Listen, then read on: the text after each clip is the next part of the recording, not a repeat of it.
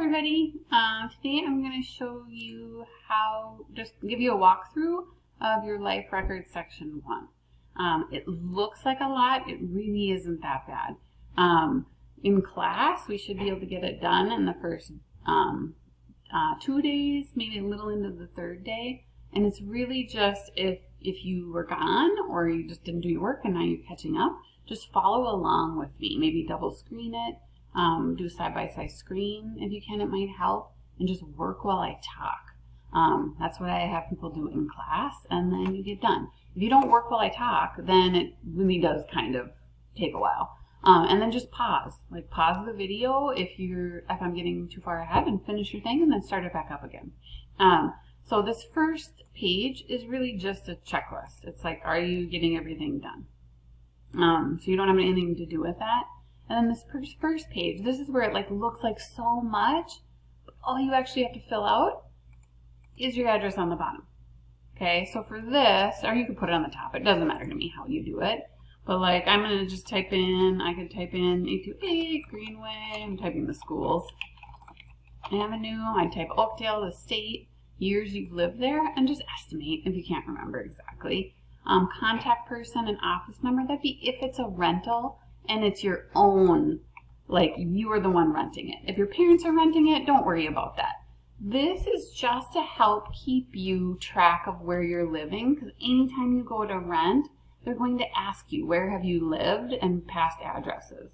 And I know when I first got a few jobs, I moved around towards my job, and then they ask you that, and you forget what your addresses are. So it's just a place to keep track of that, and you don't have to go search for it. But all you need, current address, and then number of years you lived there, and then you're good. You don't need the contact person or office number. You do that when you're the one renting those. You'll put that in. Okay, next is your emergency contact people. You just need, read the instructions on here. You need 3 people. A first name, last name, relationship to you, home phone, work phone, cell phone, and email. And just put whatever you have. A lot of times people don't have home phones anymore, so that's okay. Just put NA on there. But at very minimum, you need to make sure you have a cell phone. And trying to have an email, I think, is good too.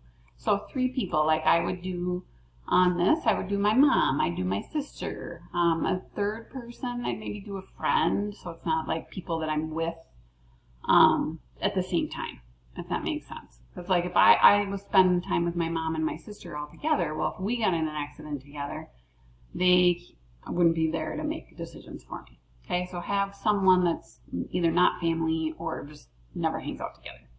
Okay, so again, you only need 3. The extra ones are just extra here. You don't need to do them. And then there's this family and friends contact sheet. This is enrichment credit, but only if you have 20 or more people listed with their actual contact information, meaning their address and phone number. Email's nice if you're sending digital stuff. This is just sending invites. So some of you getting close to graduating, who would you send all this stuff to?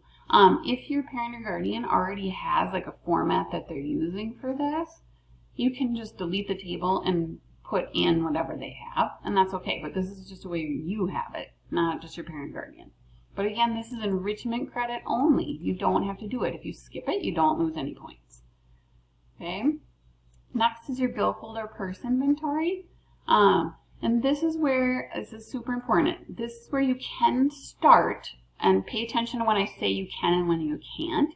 This is where you can start sometimes writing none on the sections if it doesn't have anything to do with you and you don't have it, right? So this first one is driver's license number, state ID. Notice how it says home use only.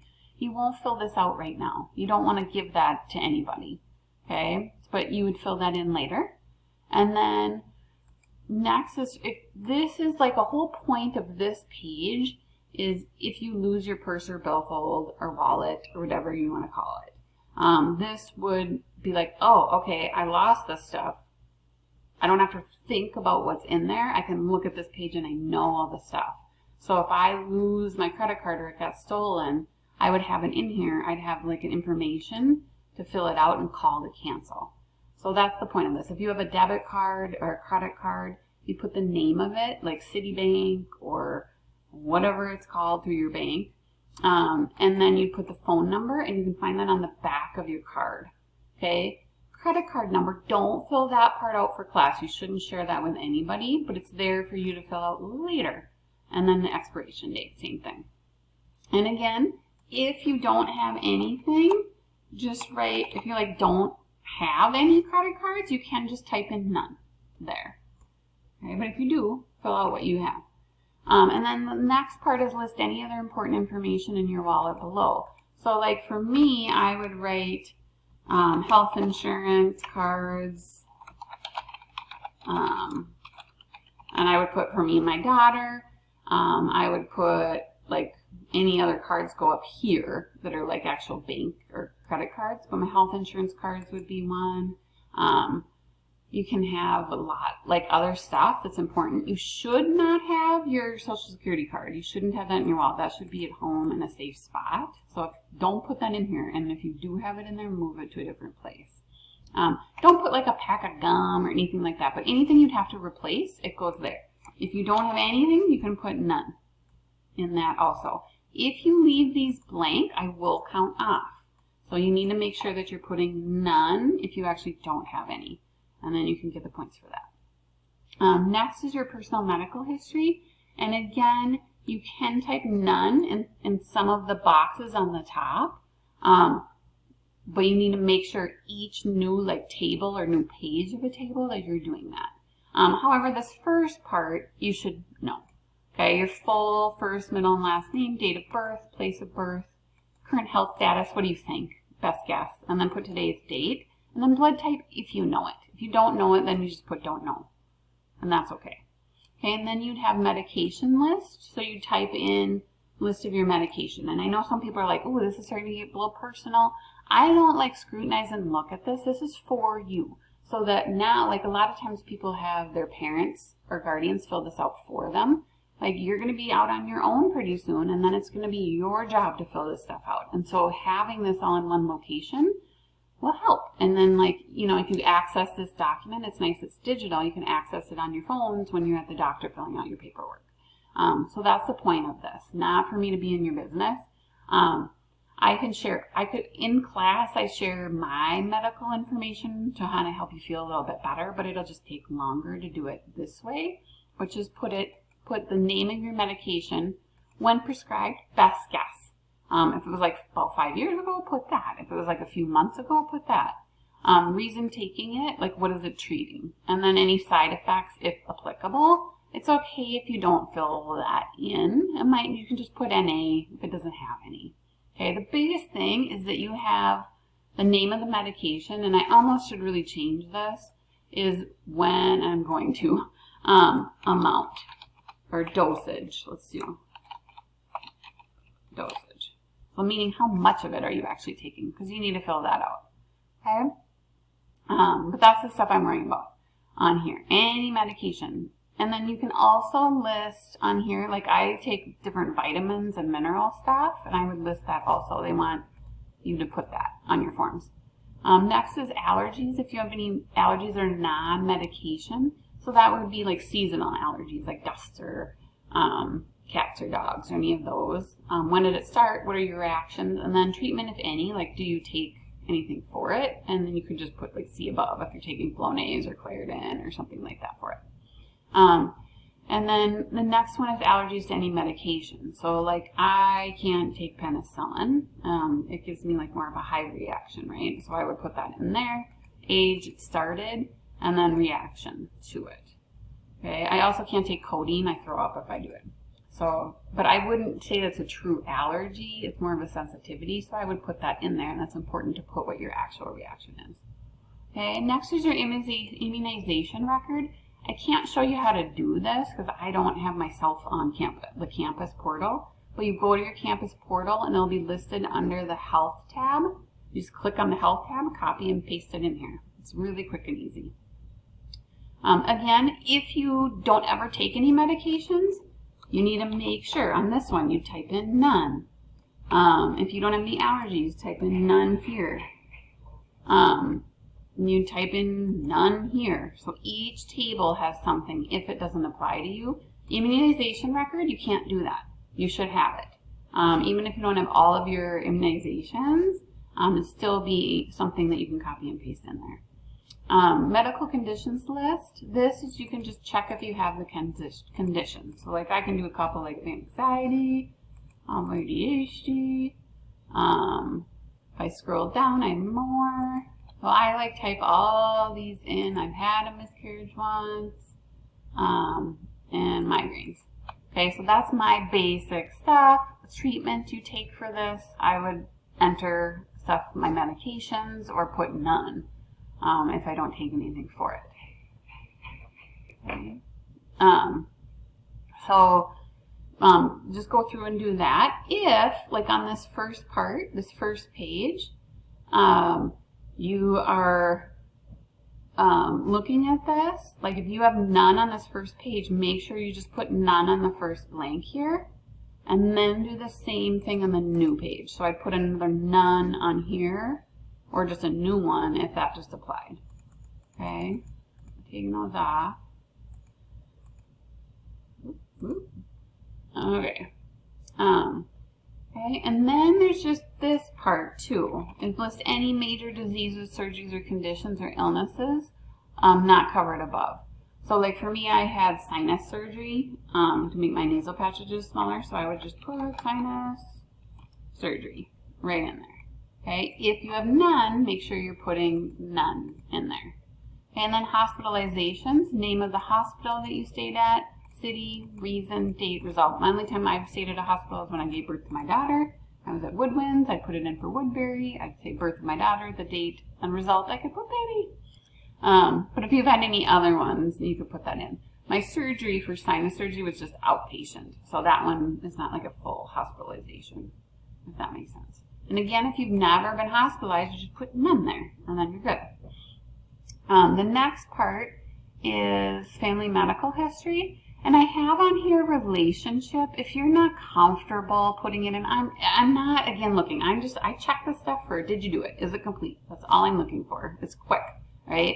And so it's best because you will have to fill out who the person is. But if you're like, well, I'll remember that, and you just don't want me as in your business, you could just do like a little check again on these. You know, so I could do a few different checks on here. I'm randomly putting them in that actually fit for my family. And then age of onset, again, do your best guess. You know, like I know for type 1 diabetes, I had my grandfather, and he was like in his early 20s. So I would just put early 20s, okay, as much as I know, if that makes sense. And so just putting in your family history is important. Now, they ask you the doctor when you go to a new doctor, which a lot of times if you're going off to school, you're going to go to a new doctor. And you have to fill this out. And then after that, you get a job, and you need to fill that out. Again, this is really rare. I don't get this often, but again, if there's no one has any of these things, you can put none on the first one, and then again, make sure you do none on this last one to show that you've looked at those. Okay, again, any major diseases, surgeries, all of that stuff I put here. Like, I don't think it's in here, but like I would put for my mom has had like a bunch of she's had like 2 hip surgeries. So that's something that's good to know. Like maybe it runs in my family that there's bad hips, right? So putting that in there is important. Okay. I know I'm going fast. Again, just pause. Pause it and then start me back up again. Okay. I don't want to make this longer than it is. Healthcare contact sheet. This is where you cannot put none. Right? So it says if you do not have one, choose one from a Google search in the area. Okay? If you don't know. So your general practice doctor, this is just like the clinic and the regular doctor that you normally see if you have like a physical or if you're going in and it's a really planned one and you want to see a regular person. So you just type in like the office. So like if you go to like Central Pediatrics, if you go to Central Pediatrics, you could put that in. If, though, you're like, I don't know the name of my doctor, I think I just go see whoever, then I just go into Central Pediatrics, and then I'm just going to look. I go to their website. Oh, this is Athens, Atlanta, so it's not the right one. But I just go on their website, and then all the places have, like, providers. Like, they give you, if I click in home, okay, apparently Atlanta doesn't. But normally on the tab here, it'll say providers, and then a bunch of them will pop up with their pictures, and then you can pick one and put them in there. And then put the phone number for the place. Again, when you fill out dentist paperwork, they're going to ask for your doctor. So you have it here. And then just the city and state. Pharmacy, the same thing. This is for if you're at home still. Where do you go? It's usually Walgreens, CVS, sometimes Target. What is it? Pharmacy 2, this would be later for going away to school. Dentist, again, if you don't have one, pick one. You should be going to the dentist. I know it's hard if you don't, have insurance, but sometimes there's like free places or reduced cost ones, but still just pick one. Again, you can just look up a Google search and just do dentist in Oakdale, and then pick one of them. Same thing for eye care, like you just find optometrist or ophthalmologist, I forget which one it is. And then you find theirs and put that information in. Females, if you have an obstetrician gynecologist, for those born female, you can put that in. If you don't, that's okay. A lot of times you don't have one until you get a little older, but it varies. And then hospitals is usually affiliated with the clinic, but like where would you go to the hospital in emergency is fine to just put that in as well and just look that up. Okay, so that's that piece. So all of that should get filled in. Again, the ones in the white, you don't have to fill in. The ones that are grayed out, you do fill in. And again, if you don't know, find it. Next is Advanced Care Directive Sheet. I have this link, and you can look at it. You are not filling this out. Oh, shoot, they changed it. So you might not be able to even look at it. But basically just answer these questions. And this is for if something were to happen to you, you could actually use something like this that shows your decisions of who should make decisions for you in the event that you were to die. What would you want to have happen? Okay, so healthcare agent is just the person that makes decisions for you. Second person is if your first can't, then who do you want making decisions for you? Okay, usually this is like a parent or guardian, but every once in a while, sometimes it's a spouse, usually, if you're older. And it can be anybody, though, that you assign. And if you make it into an actual legally binding document, what I'm having you fill out is not a legally binding document. What I had in this little link that was supposed to work could be, but it's long, and I'm not going to have you do that much. And then just fill in the questions on what you would like. No right or wrong answers here. It's just your preferences. Okay. Next one, and again, I'm going over a lot. This should be taking 2.5 days of class time to be working on. So as long as you've been in class, you're good, right? And you've been working. Okay, you're only filling out the education contact information sheet, just this gray part. So just for high school. Later you can fill it in for your colleges. I put 3 colleges just in case. Most people have 1 or 2 colleges that they go to by the time they're done. But people switch, and you need the information for it. So name of contact person.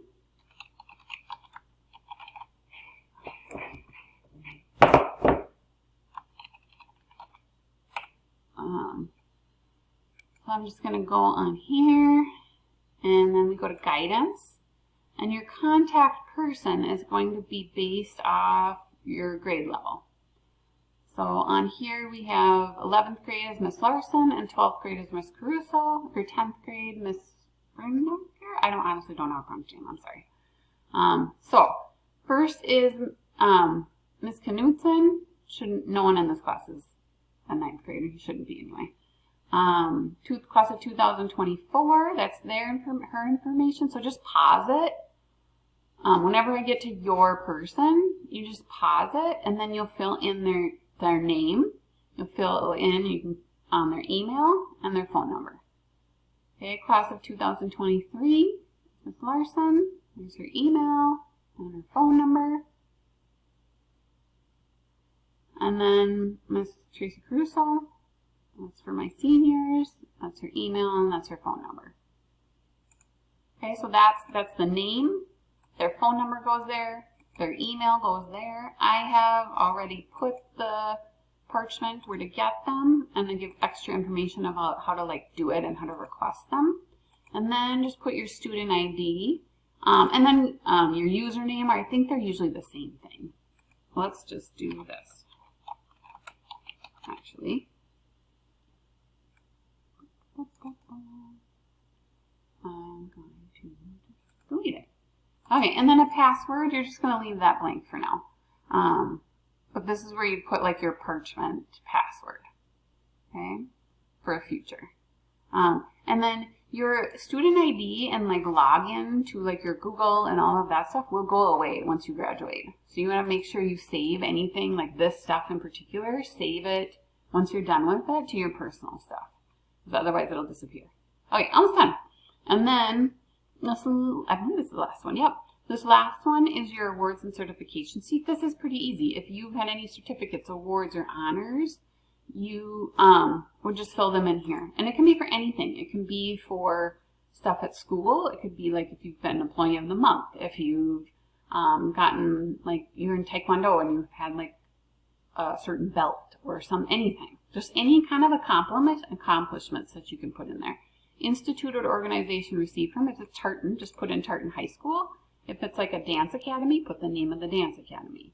But put what it is, so there's some context. And then again, dates, just as close as you can. If you don't have any, go ahead and put none on the first blank and you're good. But try to think about, ooh, you know, it's going to look good if I have some of this stuff to go on resumes and things like that. So maybe something you can get involved in or kind of look into. But we'll look at volunteer work later on a different one. And then note on here, it says make a copy of the document, save it to your personal email address so you don't lose it once you graduate. And then that's it. And then submit it. I know this seems so long, but it's not that bad. Okay? You're only filling in sections of each thing. And some of them are really, really low. So if you need to, go back. Just like move the cursor back and forth. Find the spot that you need for the section if you missed it. And of course, let me know if you have any questions. Okay. Have a good day.